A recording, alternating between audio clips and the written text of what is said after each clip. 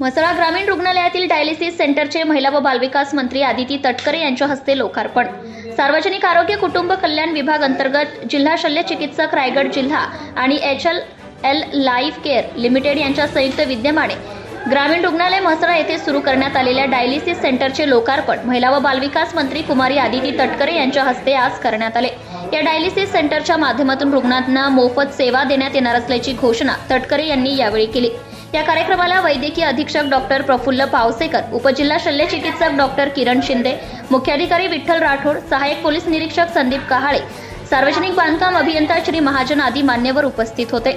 यावेळी बोलताना कुमारी तटकरे म्हणाल्या, म्हसळा या ग्रामीण रुग्णालयात स्वतंत्र कक्षात 5 डायलिसिस मशीन व बेडची व्यवस्था करण्यात आली आहे। दर दिवसाला 15 डायलिसिस रुग्णांना सेवा दिली जाणार आहे।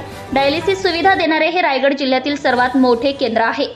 अशा प्रकारे जिल्ह्यात 32 केंद्र मंजूर करण्यात आले आहेत। संपूर्ण राज्यात शासनाने 400 डायलिसिस केंद्रांना मंजुरी दिली असून त्यामध्ये रोज 3000 रुग्णांना सेवा दिली जाणार आहे। श्रीवर्धन मतदारसंघात श्रीवर्धन येथे 2, मानगाव 2 आणि रोहा येथे 3 मशीन उपलब्ध आहेत। जास्तीत जास्त रुग्णांनी या सेवेचा लाभ घ्यावा असे आवाहन कुमारी तटकरे यांनी केले। कार्यक्रमाचे प्रास्ताविक वैद्यकीय अधीक्षक डॉक्टर प्रफुल्ल पावसेकर यांनी केले। यावेळी नागरिक मोठ्या संख्येने उपस्थित होते। Bureau report AS Marathi news, Aniket Mohit, शहर प्रतिनिधी Shrivardhan. Subscribe now and press the bell icon. Never miss an update.